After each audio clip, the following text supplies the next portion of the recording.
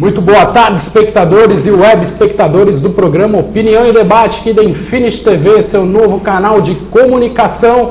Hoje ao meu lado o deputado Ricardo Izar Júnior, PV, e um amigo aqui de Serra Negra, né? Já que ele tem uma ligação muito forte, seu pai tinha uma ligação muito forte aqui. E a gente vai entrevistar ele hoje, no aniversário da cidade. Lembrando que a entrevista é gravada hoje no dia 23 de setembro, veiculada na próxima quarta-feira. Hoje vocês estão assistindo a entrevista no dia 28. Nos bastidores ali também, estúdio cheio hoje. Vou deixar um abraço para o João, para o Rael, Kiko Oliveira, vereador Damiro, Toninho Damiro de Águas de Lindóia, Chicão e Júnior Dalária aqui do PV de Serra Negra. Boa tarde, deputado. Boa tarde, Roger. Vou vê-lo novamente. Um prazer é meu. Isso aí, vamos conversar um pouquinho aí do seu mandato, aí, o que está rolando lá no Congresso dos Deputados. É a primeira vez que eu entrevisto um deputado aqui. Está rendendo frutos.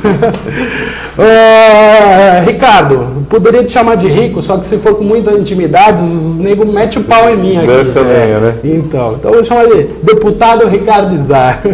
Para começar, eu gostaria que você comentasse a tua trajetória profissional antes de entrar no mundo da política. Eu, na verdade, nunca mexi com política mesmo. A política está na nossa família desde pequeno. Meu pai foi 40 anos deputado, sim. Então eu sempre convivi com a política, mas eu ser político nunca. A gente ajudava, participava, mas eu tinha minha empresa, eu tinha uma corretora de seguros durante 15 anos. E agora, 3 anos antes da eleição, a gente fez uma abertura de capital, fiz um IPO, hoje é uma das maiores corretoras do Brasil. E aí eu saí fora, hoje é administrada por profissionais. E eu entrei na vida pública, na política, porque quando meu pai faleceu, eu fui visitar Jaú, teve uma homenagem Sim. na APAI de Jaú. Quando eu cheguei lá, ele tinha falecido fazia uns 8, 10 dias mais ou menos. E aí quando a gente foi, recebeu uma homenagem, deram o nome da sala lá da APAI de deputado Ricardo Izar. E quando eu estava saindo, um dos alunos da APAI, ele falou para mim assim: pô tio, e agora, quem é que vai continuar ajudando a gente? Pô, aquilo mexeu comigo, fiquei arrepiado. Aí eu liguei para minha mãe e falei: mãe, não é possível, vamos continuar o trabalho do papai, né? E aí começamos, aí de lá para cá viemos fazendo campanha, rodamos 350 municípios. E assim, eu acho que o maior patrimônio que meu pai deixou, além do nome limpo, eu acho que foram os amigos, porque foram amigos de mais de 300 municípios que acreditaram na nossa campanha, ajudaram e graças a Deus hoje a gente conseguiu chegar onde queria. Então eu acho assim, foi muito bacana, foi gostoso, foi gratificante. A gente vai falar bastante do seu pai. Eu tive a oportunidade de entrevistá-lo no Congresso dos Municípios de 2001, eu tinha 18 anos, cara. E foi muito legal, foi uma das experiências mais marcantes assim, da minha vida na imprensa. Queria também sinalizar a presença do Bob aqui, esqueci de falar o nome dele aqui, ele vai ficar bravo, Roberto Izar. Rico, conta pra gente como é que é a rotina de um deputado federal. Assim, eu acho que o deputado federal, ele tem algumas obrigações, né, que deveriam ser obrigações do deputado federal, deveria ser legislar e fiscalizar o orçamento. Hoje também existe a questão das emendas parlamentares, que cada deputado recebe uma verba anual que você manda para os municípios ou para as entidades, mas o princípio básico é você legislar e fiscalizar o executivo e propostas de orçamento. Então, essa que é a rotina do deputado federal. Eu, por exemplo, segunda-feira eu faço atendimento em São Paulo, dentro do nosso escritório em São Paulo. Na terça-feira de manhã eu estou chegando em Brasília, a gente chega lá em torno das 8 horas da manhã, e aí vai para o plenário, lá para a Câmara. Lá a gente roda as comissões, porque as comissões elas tratam dos projetos de lei. Primeiro ele tramita em todas as comissões antes de ir para plenário para votação. Sim. Então cada um participa de comissão. Eu hoje sou vice-presidente da Comissão de Defesa do Consumidor, faço parte da Aviação e Transporte e sou membro do Conselho de Ética. Então essas são as comissões que eu participo efetivamente. Conselho de Ética, aliás, que o seu pai foi presidente. Foi presidente lá por 2 mandatos, na época do mensalão, do sanguessuga, que eu acho que foi uma das causas da morte dele, mas isso aí a gente... Né, mas eu acho que... e na quarta-feira, normalmente, a gente tem um movimento muito grande nas comissões, que é quando a gente vota e relata os projetos, e à tarde, na parte da tarde, é quando a gente tem a plenária grande, que são as medidas provisórias, que até hoje a gente só votou medida provisória, não votamos projeto de lei, que é uma pena. Mas é isso, a rotina do deputado é essa. E de sexta-feira a sábado a gente vai visitar as bases do interior, porque você não pode ficar longe também. Claro, não é só em campanha. Exatamente, né? Você tem que ver as reivindicações, mas é assim, é uma vida gostosa. Eu acho que te traz mais mais alegrias do que aborrecimentos.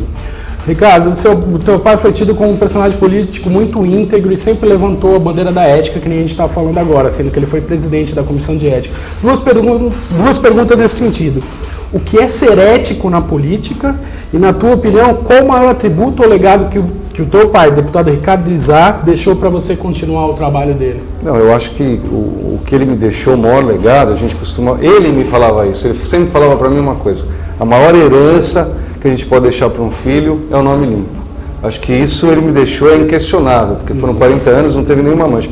Mas eu ainda acho assim, que o maior legado que ele me deixou foram as amizades que ele cultivou nesses anos todos de política.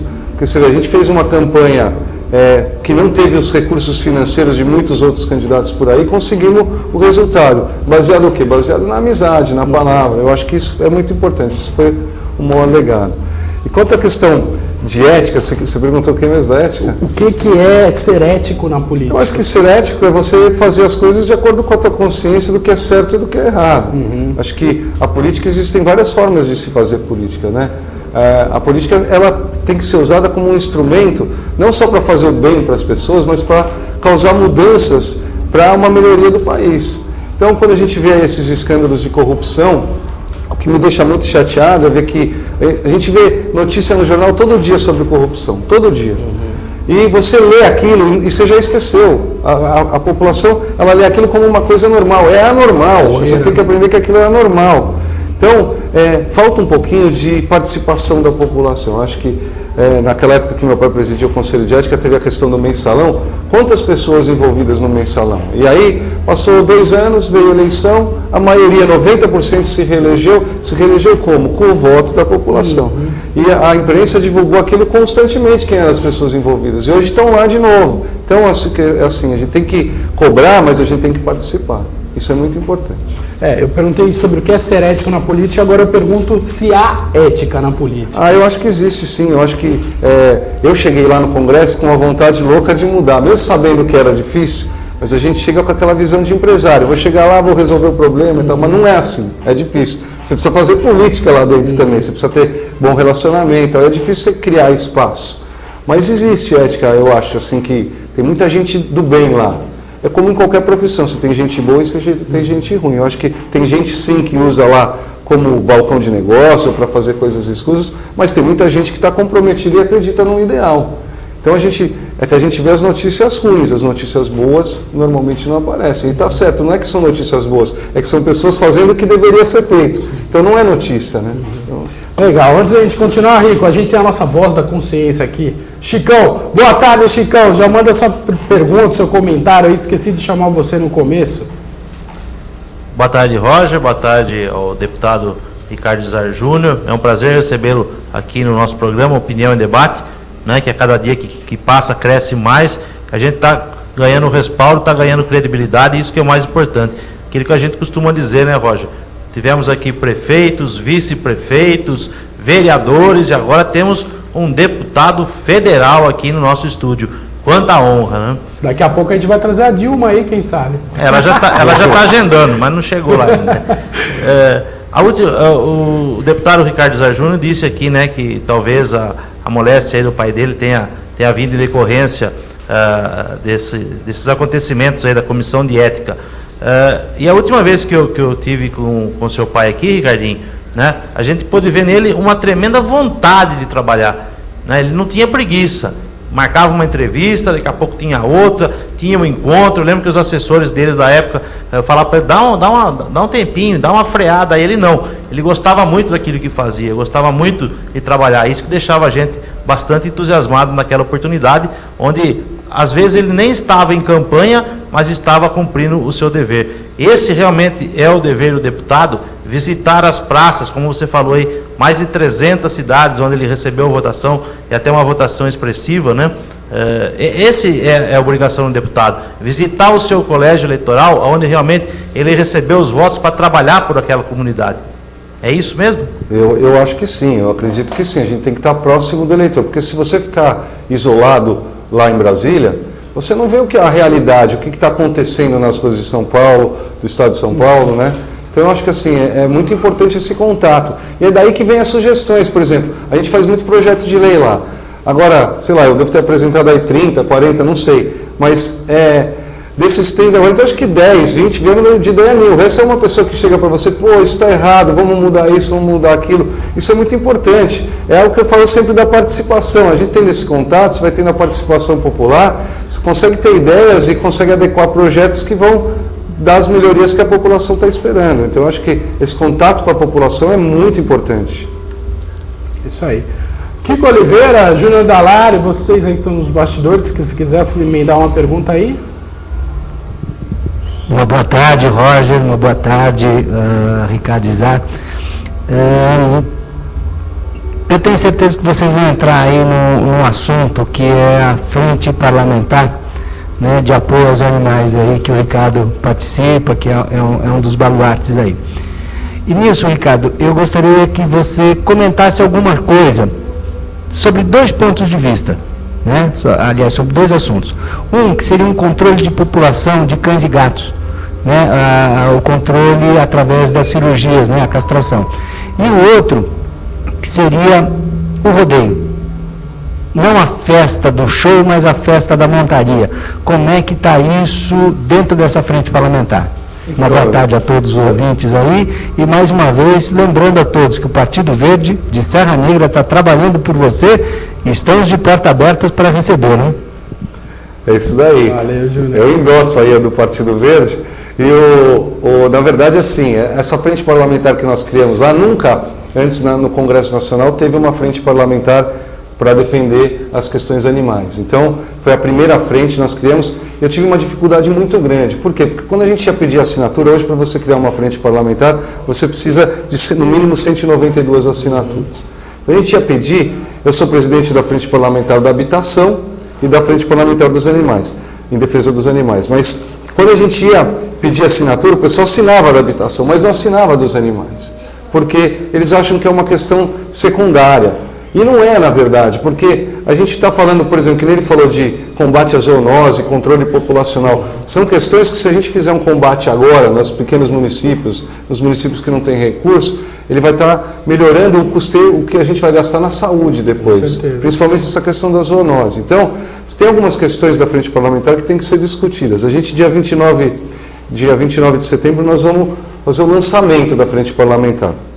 Nós vamos fazer uma frente parlamentar diferente. Ela está sendo composta por 212 deputados, mas nós estamos formando grupos de trabalho por estados. Então, eu dividi a frente em grupos de trabalho, e nesses grupos de trabalho, além dos parlamentares federais, vão estar participando os deputados estaduais e as ONGs e sociedade civil, porque o importante é a gente ouvir as ideias de quem entende do assunto. Por exemplo, o Júnior é veterinário, tá certo? Que é uma questão também que nós vamos tratar na frente, porque o veterinário, a gente tem que tratar da questão do piso salarial do veterinário, porque diretamente está relacionado à questão de defesa dos animais, mas a gente tem que falar de alguns temas lá. A gente pretende falar da questão dos animais em circo, que é um projeto que está em tramitação, que a gente sabe da violência que esses animais sofrem dentro do circo, a questão do uso de animais em laboratórios para medicamento, a questão dos rodeios. Você vê em Barretos agora, teve uma prova que se chama Bulldog. Ninguém é contra a festa do peão, as cavalgadas, são festas tradicionais e bonitas. Agora, precisa ter uma prova chamada Bulldog, em que ele se joga em cima do bezerrinho, torce o pescoço, o bezerrinho fica paralítico. Para quê? É desnecessário, dá para você fazer um evento bonito sem esse tipo de prova. E a mesma coisa com a questão de controle de combate à zoonose e controle populacional. Eu tive com a presidenta Dilma mês passado, a bancada do PV teve, e eu especificamente levei um tema para ela, que é que ela precisa ajudar os municípios com recurso para controle populacional de animais e para o combate à zoonose. E ela se interessou muito, ela até brincou assim comigo, você cuida dos animais, eu adoro meus cachorrinhos. Ela foi muito simpática, muito receptiva. E quando eu saí de lá, eu recebi um telefonema dela, eu achei até que alguém estava me passando o trote. Mas era ela mesma, ela pediu para a gente ir com a Ideli Salvati e ajudar a fazer esse Programa Nacional de Combate à Zoonose. Então a gente já tem uma reunião marcada lá em Brasília, devemos estar levando um resultado da frente parlamentar, para a gente com uma proposta concreta para o governo federal incluir no orçamento do outro ano essa verba para os municípios para o combate à zoonose. Bacana. Mais alguém ou mais para frente? Antes de mais nada, queria dizer que é uma honra receber o deputado aqui em nossos estúdios. realmente nós nos sentimos lisonjeados com tamanha, com uma visita de tamanho quilate, como diz o nosso amigo Carlos Henrique. A minha pergunta é o seguinte, ela vai entrar um pouco no campo das verbas que o seu pai conquistou para a Serra Negra, que com certeza foi o deputado que mais verba trouxe para essa cidade, né? E nós estamos sabendo que também o deputado, através ainda de algumas verbas que restaram antes do falecimento do seu pai, porque nós sabemos que o primeiro ano é complicado para um deputado, que é a partir do segundo ano que as coisas começam a acontecer, né? E tem aí uma UBS que está para... O prefeito de Serra Negra parece que teria que ter solicitado, ou coisa do gênero, né? Então eu queria que o deputado falasse um pouco para a gente disso, deixar bem clara essa posição, que eu acho que, na minha opinião, é uma coisa boa para Serra Negra, não sei qual é o motivo, eu acho que isso não deveria acontecer. Nós estamos aqui com o Torinho Damiro, que não é vereador de Águas de Lindóia, mas ele veio aqui conversar com o deputado do PV, né? O Torinho Damiro é que partido?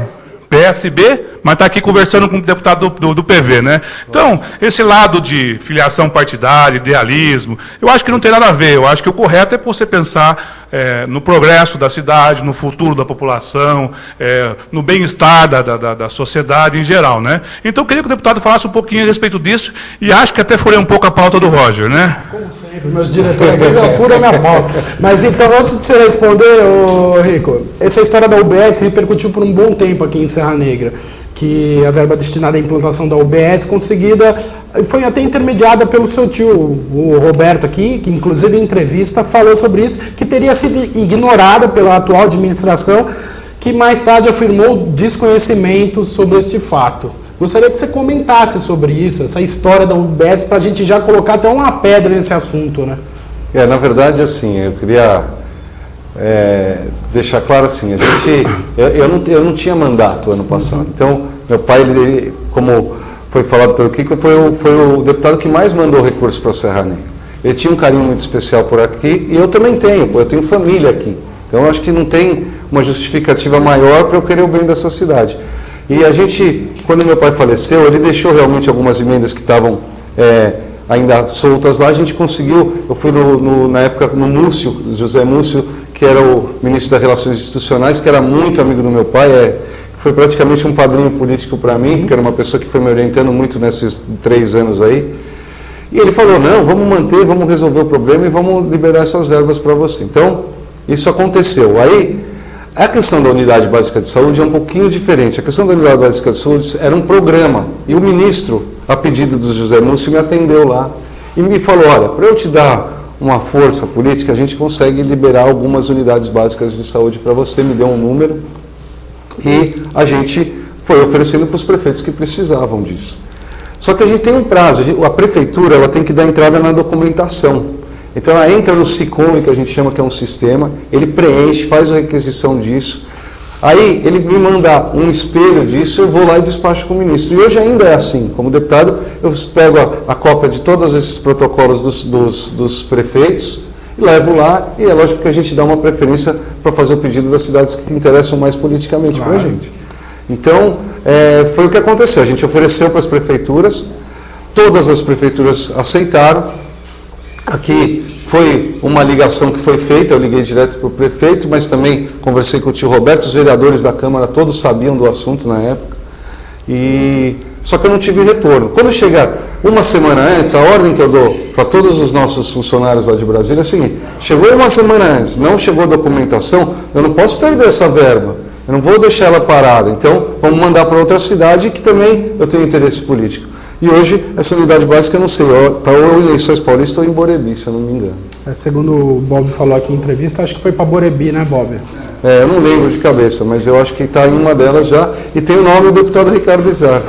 Então, até para a gente esclarecer, entrando nessa questão de deputado, que manda verba e tal, como as administrações devem proceder para dar sequência a essas verbas viabilizadas por vocês, deputados? Eu pergunto isso, Rico, porque tem informações de casos que as verbas são perdidas por questões de burocracia e incompetência até de alguns setores de administração que não fornece documento de contrapartida, esse tipo de coisa. Às vezes não é incompetência, por exemplo, vamos falar em caso de entidade. Se a entidade ela não tiver com a documentação perfeita, de acordo com o que o Ministério exige, não adianta a gente disponibilizar uma emenda, porque vai chegar lá, não tem a documentação, a verba não sai e a gente perde da nossa cota. Então é ruim. Então, para atender a entidade, tem que estar com a documentação regular. Prefeitura, é aquilo que eu falei, existem vários tipos de verba. Tem a verba que a gente consegue aqui numa Secretaria do Estado, você vai lá, você é amigo do secretário, tem um relacionamento bom com o governador, ele te libera uma verba. Não está entrando na minha cota de emendas parlamentares. A mesma coisa tem os programas de governo federal. Então a pessoa entra no Siconv, entra no FNDE, que é da educação, a prefeitura faz o pedido e aquilo fica parado lá. Aí a gente pega esse pedido e vai politicamente pedir para o ministro e ele libera ou não, depende se a situação libera mais fácil, se é oposição, mas libera alguma coisa.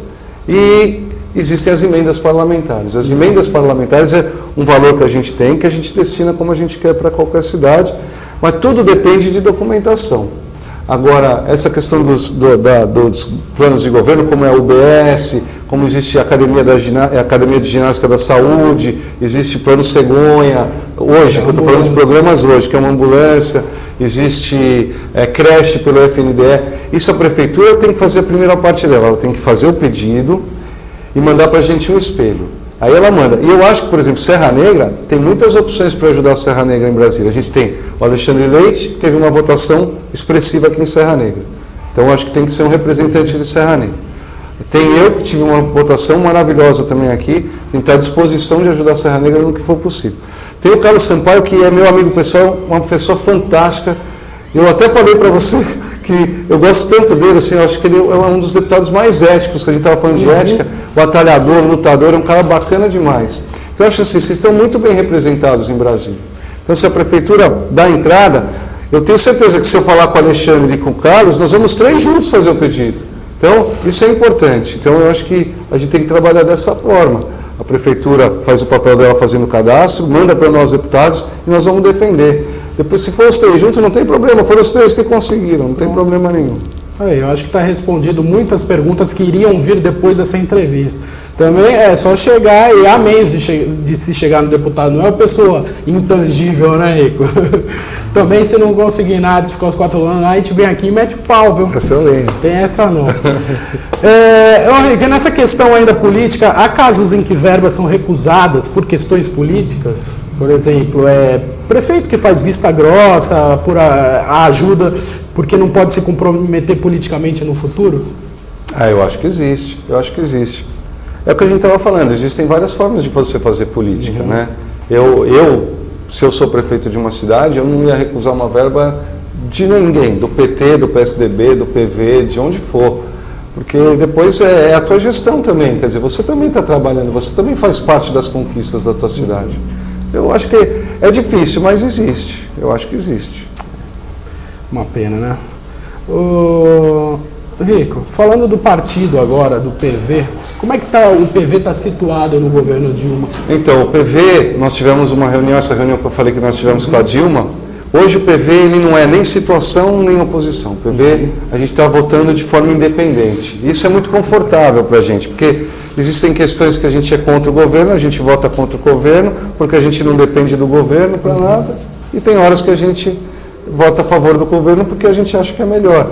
Então a situação do PV é muito cômoda nas votações, mas é um pouco incômoda na questão de conseguir recursos para os municípios e assim por diante. É lógico que quem é da base tem vantagem, e não é errado, isso é jogo político. E o partido e a bancada do PV no Congresso se posicionou em relação aos atuais escândalos que culminaram nas demissões dos ministros? Então, o PV foi o primeiro partido a fazer uma carta de apoio a Dilma pelas atitudes. Muita gente interpretou isso como uma vontade do PV de ir para a base, mas não, eu acho que foi uma maneira da gente mostrar que ela estava tomando a atitude correta.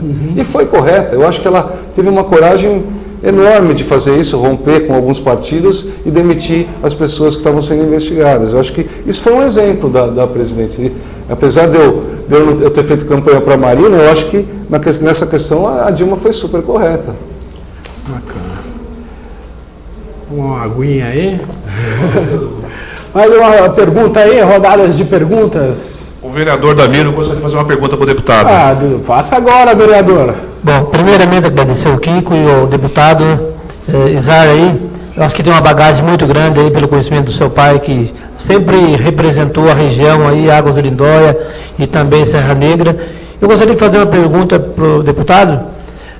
Qual a forma de o vereador, porque o vereador ele é a base para trabalho para os deputados na região. A gente trabalha para todos os deputados. E até em questão de sigla, deputado, eu não me preocupo muito com sigla, eu preocupo com aquele deputado que ajuda a nossa região e ajuda a nossa população. E aí a gente tem que corresponder com voto para ele. Eu penso dessa forma. A sigla simplesmente é para você disputar um mandato.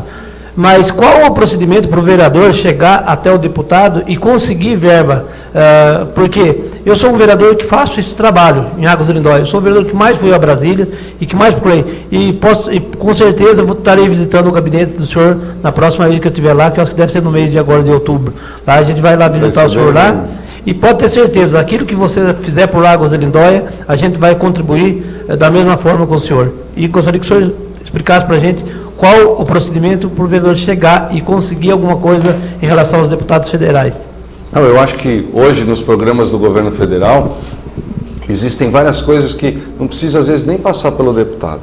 Tem muitos deputados que falam, consegui isso, consegui aquilo, mas às vezes um pedido direto da prefeitura, direto de uma Câmara Municipal, você consegue alguns recursos do governo federal para programas específicos, programas menores.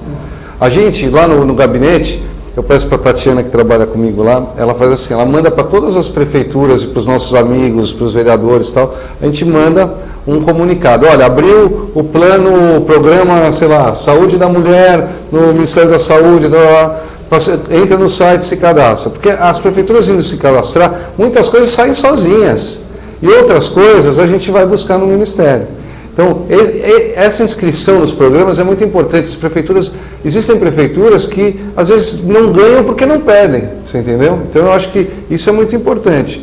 E a questão das nossas emendas. No meu gabinete está aberto, por exemplo, você sabe que Águas de Lindóia, Serra Negra, nós tivemos votação. Eu tenho um compromisso moral de ajudar esses municípios. Então, nós vamos estar de portas abertas. Chegam os pedidos, é lógico que a gente não consegue atender tudo. A gente tem um limite de verba anual, e nesse limite de verba eu tenho que atender aí pelo menos 40 municípios principais nossos, que é onde a gente teve uma votação boa. Então, a gente tenta atender dentro da necessidade. Mas alguma coisa sai, não é possível. Você pode ter certeza que vai sair. Lá nós tivermos votação, vai sair emenda. Bacana. Henrique, antes do almoço a gente estava falando sobre a questão da reforma política, a gente estava conversando sobre isso aí. Gostaria até que você esclarecesse do que se trata essa questão da reforma política, o teu posicionamento, enfim. Então, a reforma política, todo mundo está falando muito da reforma política. Eu, pessoalmente, acho que a reforma política não sai. Não sai porque são 513 deputados, 513 propostas diferentes de reforma política. Não tem um que pense igual ao outro lá dentro. Minha opinião, que é diferente da opinião do meu partido. Por exemplo, eu sou contra a lista. A questão do voto distrital, lista, eu sou contra a lista, porque eu acho que a lista, ela privilegia a perpetuação no poder dos caciques eleitorais. Então, os donos de partido, os presidentes de partido, a elite do partido, é lógico que o nome deles vão estar sempre no começo da lista. E quem vem atrás, aquele cara novo que tem vontade de sair candidato, vai estar lá embaixo da lista. Então ele vai trabalhar que nem o louco, mas vai eleger quem está em cima da lista. Então eu sou contra, Eu sou contrário à questão do voto distrital. Eu acho que pode existir sim o voto misto, né, distrital misto, mas o distrital puro, porque o deputado ele está lá no Congresso Nacional para representar o Estado de São Paulo. Não está para representar uma cidade ou uma região. Ele está para... O deputado estadual, sim. O deputado estadual, ele normalmente representa uma região aqui na Assembleia Legislativa. Mas o deputado federal, você fazer distrital, acho que restringe muito. E aquele deputado que tem voto de opinião ou que defende uma categoria, ele não vai ter mais a legitimidade de defender, por exemplo, os advogados ou os trabalhadores, ou, entendeu? Eu acho que você restringe. E eu acho que essa reforma política não sai. Existe a questão que o Michel Temer coloca do distritão, que você estaria elegendo aqueles deputados mais bem votados. Eu acho uma proposta justa também. Aí dizem, mas então quem tem mais dinheiro se elege. Você sabe que é verdade, que hoje você gasta muito numa campanha e quem tem mais dinheiro leva vantagem. Eu estava até te falando isso, pô, eu trabalhei que nem um louco, teve gente que ficou dentro do escritório, gastou muito mais, teve muito mais votos que a gente, mas a gente já sabe que o jogo é assim. Agora estou falando do financiamento público de campanha. Ah, vamos fazer o financiamento público de campanha porque vai acabar com o Caixa 2. Ah, isso é hipocrisia, não vai acabar com o Caixa 2. Ah, então o governo dá o dinheiro, o partido distribui, aí o partido distribui como quer, imagina o presidente quanto vai ficar e o candidato pequenininho quanto vai ficar no partido. Mas você vai falar que não vai ter Caixa 2? Como que isso inibe o Caixa 2? Então, acho que, eu não sei, para mim não mudava, não saía e não vai sair. Rico, na semana passada a gente teve 2 vereadores aqui de Serra, em Brasília, durante a visita tiveram audiência com você, o Ronaldo e o Danilo, né? Uhum.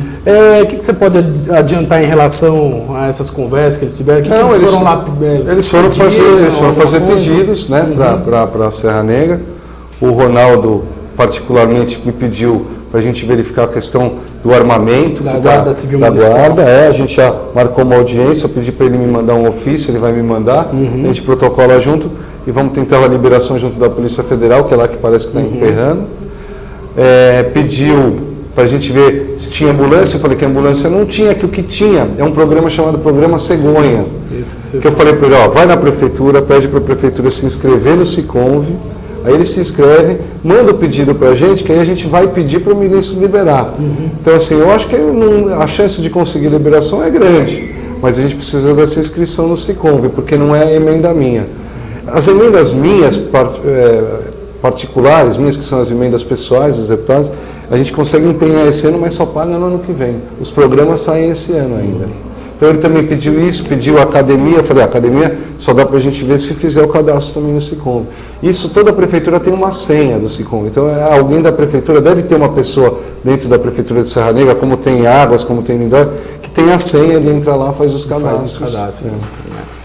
Pronto, tá aí a dica, né, para quem não desconhecia esses fatos aí de como se proceder para verbas, porque muita gente pensa, acho que deputado é Papai Noel, né, que vem com o saco aí cheio de presentinho para distribuir, não é bem assim. Não, muitas vezes, você sabe que muitas vezes você tem que, quando você vai apresentar a votação do salário mínimo, a gente recebe pressão, o ministro liga para você, tá? Olha, estou com teus pedidos aqui, mas me ajuda na votação, assim, isso existe, é lógico que existe. Mas aí depende, né? Tem vezes que a gente ajuda para ser ajudado, tem vezes que não dá. Roger, Chicão, vou dar a cornetada então. Pode dar. Viu? É o seguinte, dizem as más línguas, né, ou as boas línguas, que a Prefeitura de Serra Negra perde muitos convênios por culpa da incompetência da pessoa que está tomando conta aí no caso desse, como que é? O Siconv. Foi o que eu falei naquela pergunta, ele deu um jeitinho. Mas eu não posso falar que é ou não, porque eu não conheço a pessoa. Claro. Em administrações passadas, me parece que a pessoa que tomava conta dos convênios, né, da prefeitura era bem mais competente do que essas que estão hoje administrando Serra Negra. Eles não conseguem fechar convênios, não conseguem apresentar a documentação. É uma vergonha, né? É muito complicado isso, o trâmite? Não é simples, mas também não é difícil, porque a gente vê aí, tem cidades... Você sabe, Borebi, a gente falou de Borebi aqui, é impressionante, Borebi, eu acho que deve ter 5 mil, 6 mil habitantes, eles receberam acho que quase 2 milhões de recursos ano passado, porque o prefeito, ele é esperto, ele colocou um cara lá, que só faz isso, fica o tempo inteiro. E Amparo tem isso também, na prefeitura de Amparo. Então muitas coisas que chegam para Borebi aconteceram assim, ele fez o pedido, ninguém intermediou e a verba chegou, porque ele faz tudo direitinho, apresenta a documentação. Então eu acho que é muito importante, eu acho que isso não é uma crítica, eu acho que é uma crítica construtiva. Todos os prefeitos, todas as prefeituras, independente do tamanho, deviam dar mais atenção para essa questão do cadastro, da pessoa que cuida dos projetos e não perder a oportunidade de se inscrever nos programas que existem. Porque há muita verba que as prefeituras podem conseguir sem precisar necessariamente do intermédio do deputado, né? Lógico. A gente, na verdade, essas verbas, esses programas, a gente dá um empurrão. Tem que partir tudo da prefeitura, normalmente, a gente vai lá e dá um empurrão. É um pedido que faz para o secretário, para o ministro, vê se consegue atender esse pedido que já está feito. Aí um ou outro eles atendem, alguns eles negam, mas é o que a gente faz. Quem não pede, né? Não... Henrique, eu tenho uma pergunta aqui via Facebook, porque ontem eu anunciei a entrevista no Facebook e no Twitter e deixei aberto o meu e-mail e meu Facebook, que tem bastante gente cadastrada, mas na hora de mandar pergunta, pouca gente manda, viu? Porque eu exigi nome, telefone e e-mail de contato. Aí pouca gente manda, mas enfim. A Lu Rodrigues, ela está fazendo um comentário aqui. O IPTU das casas é o suficiente para serem construídas gaiolinhas para lixo iguais ou similares às dos condomínios? Aí ela está falando, sabe por que eu pergunto? É porque, senhores e senhoras, vai começar a temporada de chuvas e em todas as casas todo mundo deixa o lixo na rua em saquinhos e aquilo com a enxurrada vira um monte de caravela de lixo que vai parar quilômetros de distância e vira uma nojeira sem tamanho. O povo enche a porta de suas casas com sacos de lixos, a chuva vem, o lixeiro não, daí vira aquilo que todo paulistano está cansado de ver. Se o lixo estivesse suspenso, isso não ocorreria. Ou seja, ela está perguntando se o IPTU das casas é suficiente para ser construído aqueles lixos suspensos. Você tem alguma ideia nesse sentido? Para falar a verdade, eu não sei, porque o IPTU ele é um imposto territorial urbano da prefeitura, né? Então, assim, eu não sei quanto arrecada Serra Negra, Lindóia, eu não tenho essa noção. Mas essa questão que ela colocou é muito importante, a questão do lixo. E eu faço parte lá do desenvolvimento urbano, eu sou presidente da Frente Parlamentar de Habitação e Desenvolvimento Urbano. E tem um projeto meu de autoria nossa, que foi agora que passou já por 2 comissões, deve estar indo para a CCJ, que é a questão das calçadas ecológicas, que a gente chama das calçadas permeáveis. A gente fez uma pesquisa, por exemplo, estou dando um exemplo de São Paulo, município. Lá tem 60 mil quilômetros de calçadas. Se todas elas fossem permeáveis, a absorção seria equivalente a 125 piscinões. Hoje a gente tem 19 piscinões em São Paulo. A gente tem o problema de que chove, o lixo para na boca de lobo, aí tem as inundações e as enchentes de São Paulo. Então esse projeto das calçadas ecológicas provavelmente vai ajudar muito os grandes municípios na questão das enchentes, né? Então, acho que eu fiquei muito feliz que foi um projeto que andou rápido, ninguém votou contrário e agora, se Deus quiser, ano que vem está aprovado. Tá certo. Voltando um pouco na questão partidária do PV, você acha que o PV ficou enfraquecido com a saída da Marina ou não? Eu acho que quem não perde com a saída de uma pessoa como a Marina? São uma pessoa que teve 20% dos votos dos brasileiros. Isso é muita coisa. É uma pessoa fantástica, inteligente, mas assim, eu acho que também o PV... ele perde um pouco, perde com a saída dela, mas o PV também tem uma identidade própria. Claro, maior do que qualquer nome isolado. Eu acho que sim, eu acho que ela teve 20 milhões de votos, uma parte era da Marina, mas uma parte era do Partido Verde. A ideologia, então eu acho assim, é uma perda, é uma pena que não ficou junto, mas também para o partido vai continuar existindo do mesmo jeito. E o crescimento do partido num todo, assim, no âmbito nacional, e mais precisamente aqui em Serra Negra, como é que você está observando isso? Aqui eu estou feliz, aqui eu estou achando que o partido está crescendo bem. O Dalário é o sorriso, cadê o sorriso do Dalário? Eu queria ver o sorriso do Dalário agora. Hoje nós vamos fazer uma reunião, eu vou abonar algumas fichas, inclusive, do Partido Verde, e queria convidar todo mundo que acredita nos ideais do Partido Verde, que vem trabalhar com a gente, vem se filiar. Eu acho que é importante, aquilo que eu falei, a participação é muito importante. Então, quem quiser um partido e se simpatizar com as nossas ideias, vem ajudar a gente a participar dos projetos. A gente tem os grupos de trabalho que funcionam em São Paulo, fazem as caravanas pelo interior para trocar ideia, ouvir sugestão. Eu acho que isso é muito importante. Tá certo. E falar em partido, Kiko, tem algum comentário para fazer aí sobre o PR, sobre alguma coisa aí? O que eu posso adiantar é que o PR está afinado com o PV aqui em Serra Negra. E se Deus quiser, vamos estar juntos lá na frente. Mas o Bob parece que tem uma explicação técnica, voltando ao assunto da calçada ecológica, né? Você poderia explicar um pouco melhor no que consiste uma calçada ecológica? Se essa que nós temos aqui em Serra Negra está correta, não está correta? Existem vários tipos de calçada que a gente chama de calçadas ecológicas. Elas têm que ter uma área de absorção de água. Então, ela pode ser ou aquelas que tem uma fileirinha de grama no cantinho assim, e uma parte dela não é permeável, mas que tenha um lugar para a água infiltrar. E existem alguns materiais. Hoje já existe o cimento poroso, que é permeável, existe aquelas pedras que você coloca entretravadas, como é que é? Entretravadas. E aí a água entra no meio. Existem de coco, de borracha, existem vários tipos de piso que são absorventes. E isso é estudo científico. Por exemplo, em São Paulo, se a gente tivesse 50% das calçadas ecológicas, não teria mais enchente. Então, assim, eu acho que é um negócio importante. Tem muita gente que fala, mas o que é? E existem formas de você colocar. A obrigação da prefeitura implementar pelo nosso projeto de lei. Como ela vai fazer é questão da prefeitura. Ou ela pode exigir, ou ela pode falar assim, olha, quem fizer ganha um desconto do IPTU. E pode dar esse desconto do IPTU. Por quê? Porque o que ela vai economizar em limpeza de bueiro, em questão de enchentes que dá.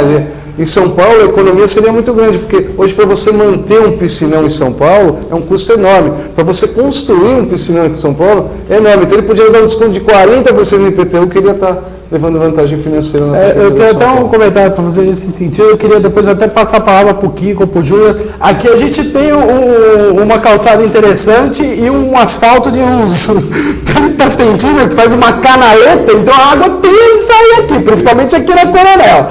Tem 2 canais aqui, não é isso, Chicão? Eu não vou desistir, velho. O deputado, não sei se você percebeu aqui em Serra Negra, deputado, é a única cidade do mundo, Serra Negra, que quando você desce do carro tem uma plaquinha, cuidado com o degrau. O asfalto é mais alto que a calçada. Eu nunca vi uma coisa dessa em toda a história da humanidade, poder se colocar assim. Mas é isso aí. Inclusive o Júnior ele distribuiu essa semana, protocolou na prefeitura um alerta ambiental que justamente consiste em algumas medidas que visem a questão das inundações, que faz 2 anos que a gente tem inundações feias aqui, né, Júnior? Gostaria que até que você falasse um pouquinho sobre isso daí. Realmente, Serra Negra tem sofrido um pouquinho com as enchentes, né? Uma vez que o nosso ribeirão ele é canalizado no centro da cidade e você não tem a várzea de alagamento, né? Então, chove, a água vai para o ribeirão e está subindo muito volume. Porque vários loteamentos estão impermeabilizando totalmente o solo. Né? E existe hoje, em Serra Negra, 2, vamos pôr assim como piscinão, tá? Que o objetivo seria segurar um pouco de água, mas ele, de um tempo, ele está esquecido, não está sendo manipulado.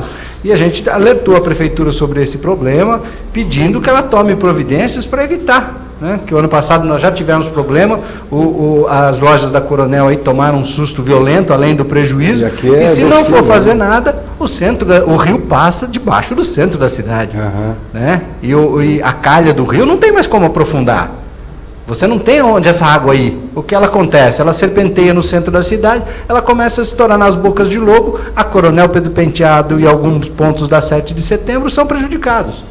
Você tem prejuízo financeiro para os lojistas, você tem prejuízo político e financeiro para a administração pública, você causa um transtorno para o turista. Serra Negra acaba sendo, como é que eu vou dizer assim, vítima de uma campanha negativa na internet, porque todo mundo filma e joga na internet. Aí fica lindo. Aquele desespero de todo mundo, porque vira um desespero, né?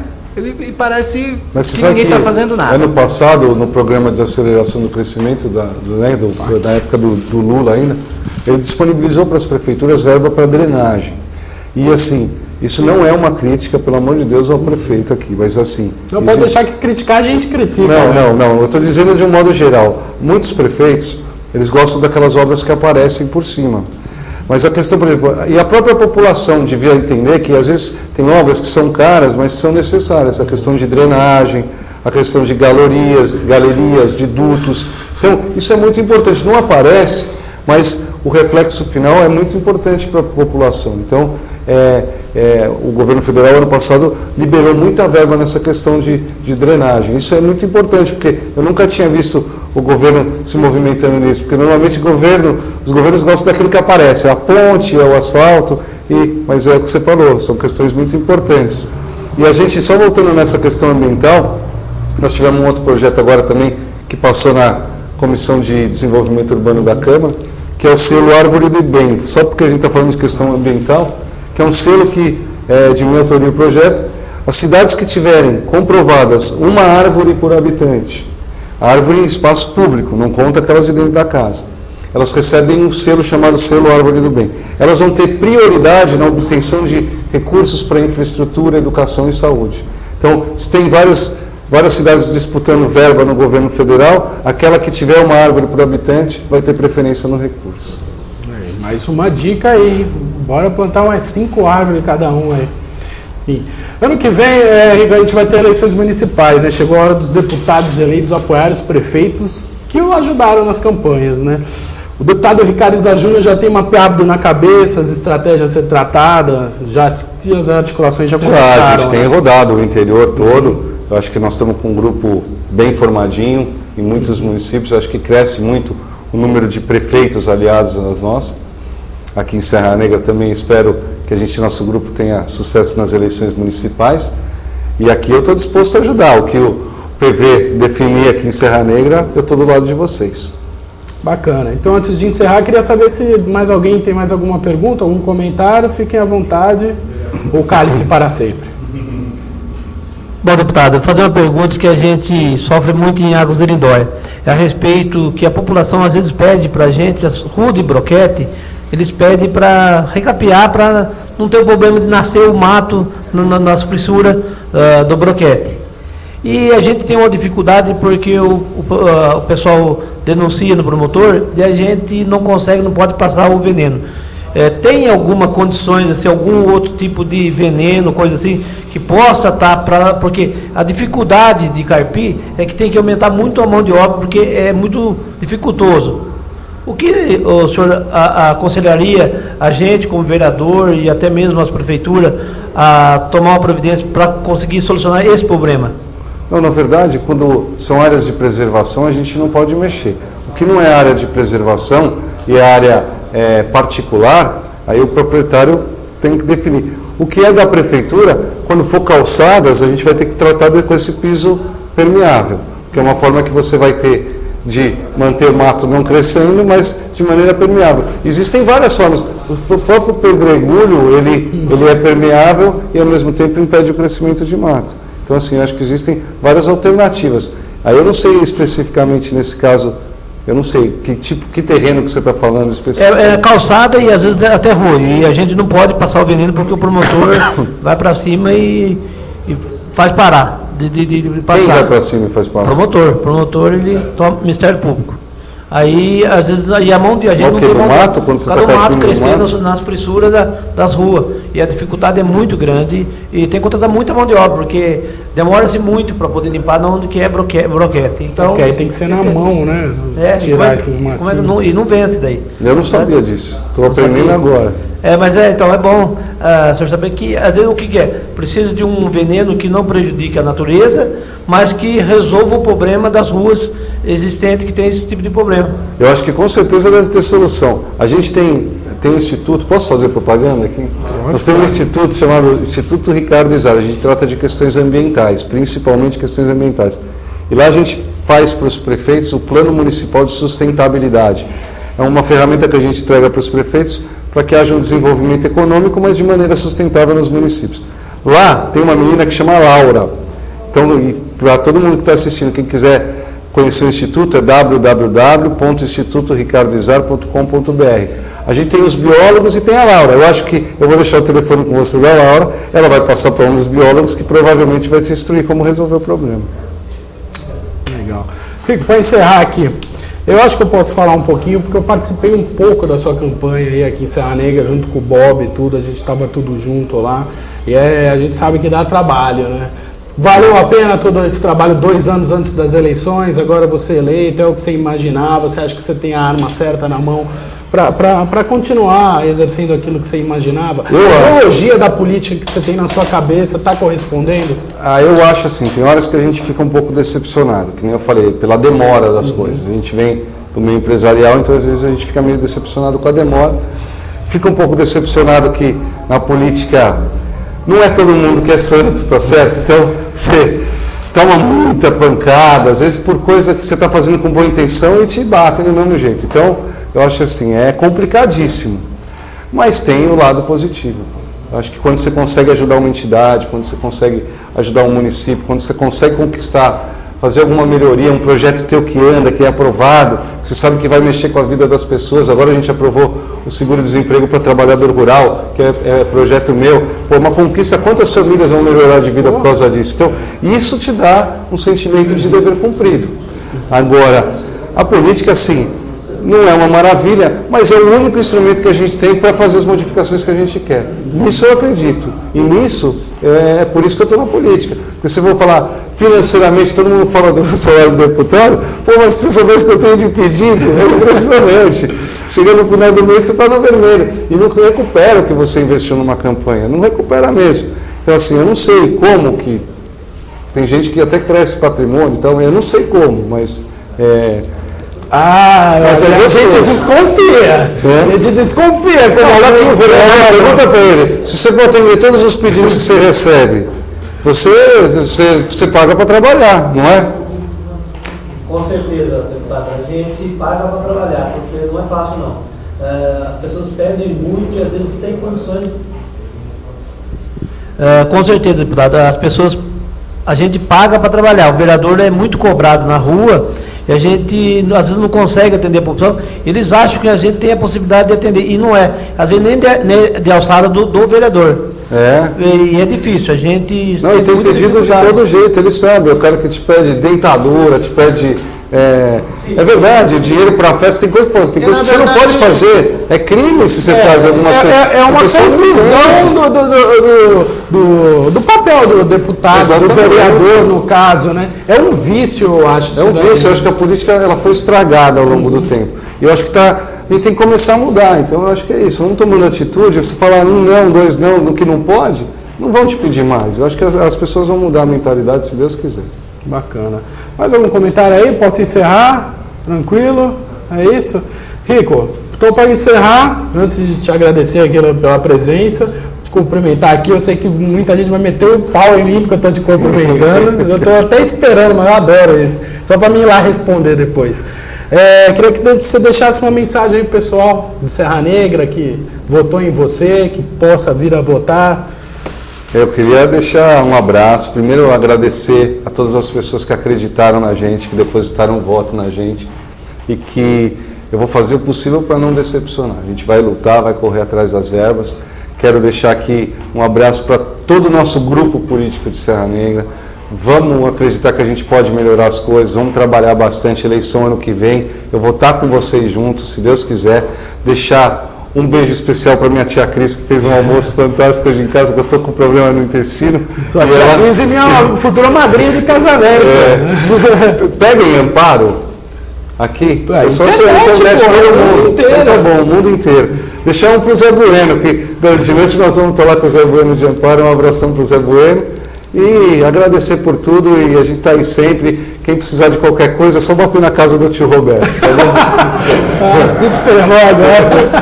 Mas agora, papo sério, como é que as pessoas podem saber um pouco mais do seu trabalho, acessar o site da Câmara? A gente tem o nosso site, que é www.ricardoizar.com.br.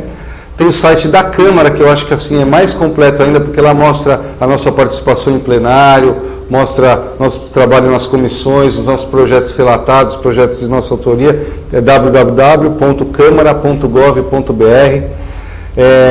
Lá, por exemplo, tem aquele discurso que eu te mostrei a foto lá do Ricardo Teixeira, da questão que a gente debateu lá, e tem o site do Instituto. Do Instituto não tem a ver com a política, tem a ver com o Instituto, que é www.institutoricardoizar.com.br.